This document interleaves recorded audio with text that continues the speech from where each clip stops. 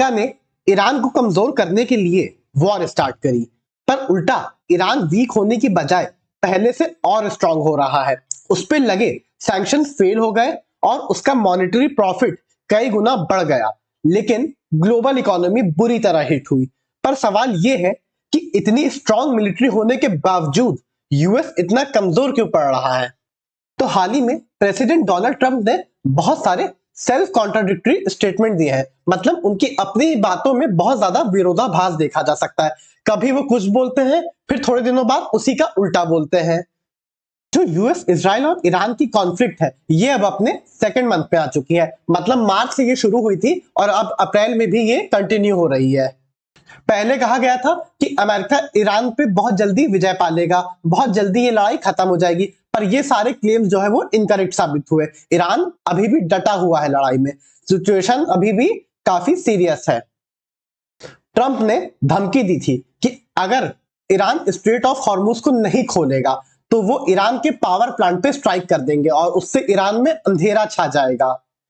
और उन्होंने इसको लेके 48 आवर्स का अल्टीमेटम भी दिया था, लेकिन 36 आवर्स बाद ही 10 घंटे 12 घंटे अभी भी बचे थे इस टाइमलाइन को पूरा होने में, उन्होंने पलटी मारी और कहा कि ईरान से अब हमारी बातचीत शुरू हो गई है। डेडलाइन को उन्होंने 2 बार एक्सटेंड किया। क्यों किया? क्योंकि वो डेडलाइन तो दे रहे हैं, लेकिन ईरान बिल्कुल डर नहीं रहा। ईरान अटैक पे अटैक करे जा रहा है। ये चीज एक तरीके से यूएस की पावर को चैलेंज करती है, इसीलिए वो अपनी पावर दिखाने के लिए दुनिया को 2 बार एक्सटेंड कर रहे हैं टाइमलाइन, पर ईरान बिल्कुल डटा हुआ है।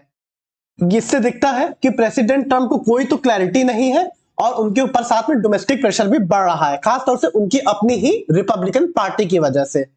यूएस ने क्लेम किया था कि ईरान की जो मिलिट्री कैपेबिलिटीज है वो पूरी तरह से डिस्ट्रॉय हो चुकी है, लेकिन ईरान ने भी यूएस के बेसिस पे अटैक करना कंटिन्यू रखा। तो यूएस का ये जो क्लेम है ये तो गलत साबित होता है, क्योंकि ईरान यूएस के बेसिस को अभी भी अटैक कर रहा है। खासतौर से जो गल्फ में अमेरिका के बेसिस है उनकी हालत बुरी हो चुकी है। बैटर्ड मतलब बैडली डैमेज।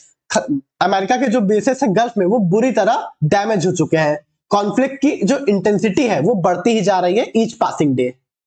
अभी रिसेंटली ईरान ने यूएस के बेसिस पे अटैक किया था, जहां पे यूएस के 2 important aircraft E-3 Sentry awakes, ये एक सर्विलियंस एयरक्राफ्ट है, और KC-135 रिफ्यूलिंग टैंकर, ये रिफ्यूलिंग टैंकर है, ये दोनों काफी डैमेज हुए ईरान की स्ट्राइक में।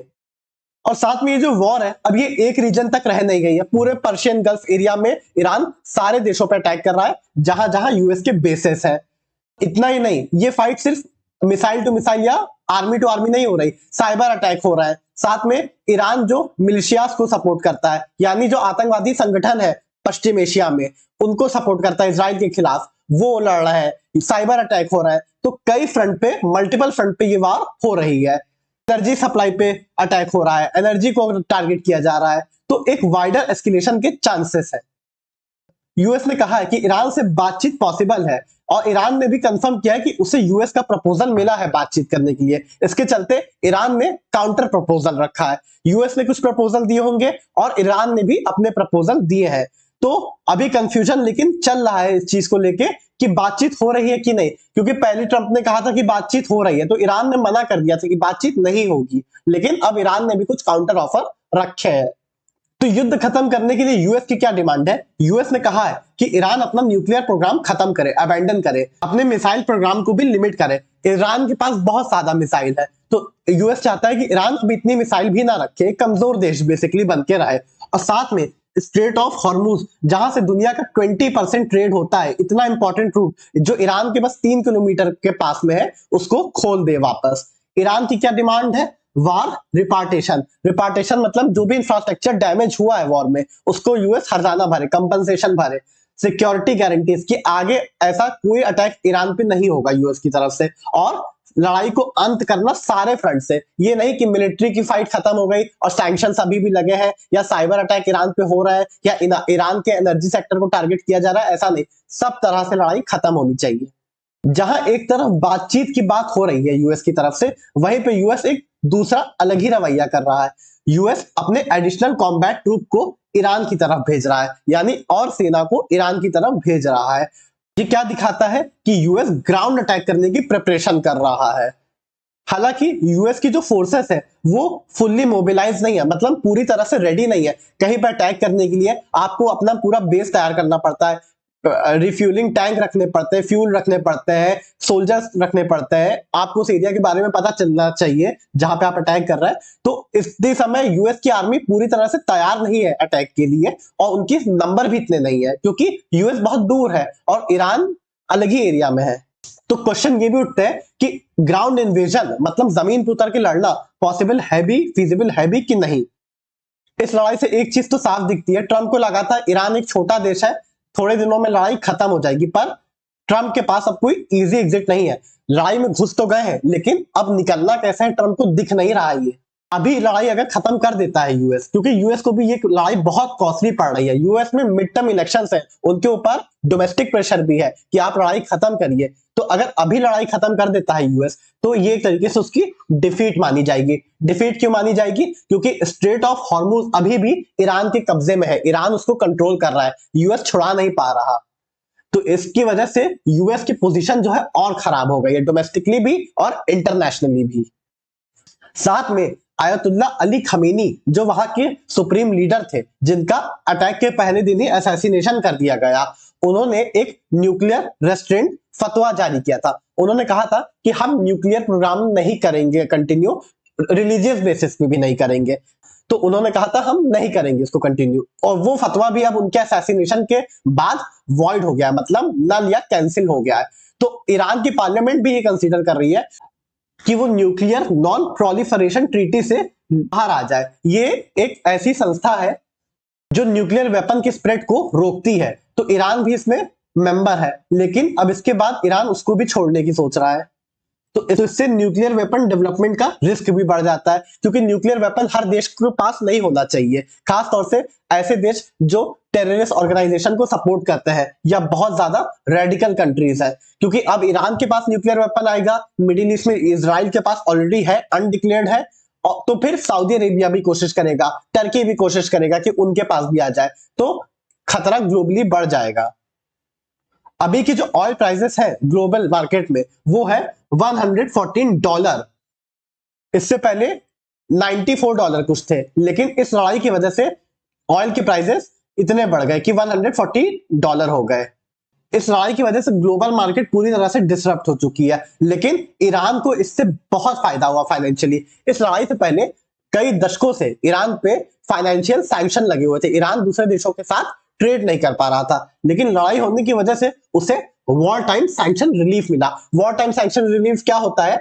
जैसे ईरान पे पहले कई दशकों से सैंक्शन लगे हुए थे, लेकिन अब जब लड़ाई स्टार्ट हुई तो ईरान क्या है, सस्ता तेल बेचने लगा कुछ कंट्रीज को कि उसे ज्यादा पैसा मिले, और कई कंट्रीज जो ईरान के साथ पहले ट्रेड नहीं कर रही थी यूएस की वजह से, क्योंकि अब ईरान पे मुसीबत आई, ईरान ने अपना दाम एकदम कम कर दिया, तो उन कंट्रीज को लगा कि अब ईरान से तेल लेने में ज्यादा फायदा है बल्कि यूएस के सैंक्शन के बजाय, तो वो ईरान से बिजनेस भी करने लगी। तो वॉर के दौरान क्या होता है, बहुत ज्यादा आप सैंक्शंस पे ध्यान नहीं दे पाते, वॉर पे आपका कंसंट्रेशन होता है। लड़ाई के दौरान सैंक्शन जो है वो थोड़े से कम इफेक्टिव हो जाते हैं। तो यही हुआ ईरान के साथ, वॉर हुई ईरान में, तो ईरान ने भी अपनी स्ट्रेटेजी चेंज करी, स्ट्रेट ऑफ हॉर्मुज को बंद किया। कई देश तो स्ट्रेट ऑफ हॉर्मुज से निकलने के लिए ईरान को पैसे भी दे रहे हैं, तो ईरान को तो फाइनेंशियली मॉनेटरी प्रॉफिट हुआ, लेकिन ग्लोबल इकोनॉमी पूरी तरह से प्रेशर में आ गई। यूएस की क्या लिमिटेशन है? यूएस के पास सफिशिएंट स्ट्रेंथ नहीं है ट्रूप की वहां पे, क्योंकि यूएस की आर्मी जगह जगह डिप्लॉयड है और मिडिल ईस्ट एरिया में उनके पास अभी ज्यादा सोल्जर्स नहीं है, तो पूरा लार्ज स्केल ग्राउंड इन्वेजन तो बहुत ही डिफिकल्ट है। तो यूएस ने क्या सोचा है, ईरान का एक खार्ग आइलैंड है जो ईरान के लिए बहुत इंपॉर्टेंट है, वहीं से सारे शिप्स होके गुजरते हैं ईरान के, उसको वो सीज कर लेगा, क्योंकि वहां पे पानी की गहराई बहुत है। ईरान के जो अपने पोर्ट है, जो मेन लैंड के पोर्ट है, वहां पे पानी की गहराई इतनी नहीं है, इसकी वजह से जो जो बड़े शिप्स है वो वहां से नहीं पास हो सकते, वो गहरे पानी से पास होते हैं। तो खार्ग आइलैंड ईरान का बहुत इंपॉर्टेंट ट्रांजिट हब है, जहां से सारा सामान जाता है, उसको सीज कर लेगा। ये क्यों करेगा? ताकि जब ईरान के साथ नेगोशिएशन हो तो यूएस को लेवरेज मिले, मतलब एडवांटेज इन नेगोशिएशन हो। ट्रंप की जो स्पीचेस है वो बड़ी एस्केलेटरी है, मतलब लड़ाई को बढ़ाने की ही बात कर रहे हैं, अपना दबदबा बढ़ाने की बात कर रहे हैं, ना कि सिचुएशन को संभालने की कोशिश कर रहे हैं। अब उन्होंने कहा है कि सिविलियन इंफ्रास्ट्रक्चर को भी यूएस निशाना बनाएगा। ये यही दिखाता है कि आर्मी तो लड़ रहा है, अब सिविलियन इंफ्रास्ट्रक्चर को भी निशाना बनाएंगे, तो ये दिखाता है कि कितने डेस्परेट हो रहा है यूएस इस लड़ाई को खत्म करने के लिए। एडिटर यही सजेस्ट कर रहे हैं कि अब फर्दर एस्केलेशन बंद होना चाहिए, डिप्लोमेटिक सॉल्यूशन पे ध्यान देना चाहिए, और जो भी ऑफ रैंप है, मतलब एग्जिट ऑप्शन है ट्रम्प के पास, अब उन पे कोशिश करनी चाहिए ध्यान देने की, ना कि लड़ाई को और बढ़ाने की कोशिश करनी चाहिए। ग्राउंड इन्वेजन क्या है, इस क्राइसिस को और भी ज्यादा बढ़ा देगा, क्योंकि ईरान की जमीन है, ईरान को पता है कैसे कहां लड़ना है, पर यूएस नहीं जानता। तो ग्राउंड इन्वेजन जब होगा तब यूएस के सोल्जर भी अच्छे से मारे जाएंगे। ये लड़ाई हमें दिखाती है कि यूएस कैसे स्ट्रेटेजिकली फेल हो गया इस लड़ाई में। मिलिट्री एस्केलेशन का जो ये फॉर्मूला रहा है, ये अब सस्टेनेबल नहीं है। रशिया और यूक्रेन में भी रशिया कुछ कर नहीं पा रहा, यूएस ईरान में भी यूएस परेशानी हो रहा है। तो अब डी एस्केलेशन की अर्जेंट नीड है, लड़ाई बंद होनी चाहिए, और पीसी एक ओनली वायबल सॉल्यूशन है। वायबल मतलब वर्किंग या प्रॉफिटेबल। सो ये कुछ वोकैबुलरी है। कॉम्बैट ट्रूप्स मतलब soldiers ready for fighting, battered मतलब बैडली डैमेज, होवरिंग मतलब staying around, leverage is advantage in negotiation, off ramp मतलब exit option, NPT is nuclear non proliferation treaty, ये एक ट्रीटी है जो न्यूक्लियर वेपन की स्प्रेड को रोकती है। मोबिलाइज इज प्रिपेयर्ड या deploy troops who are ready for war.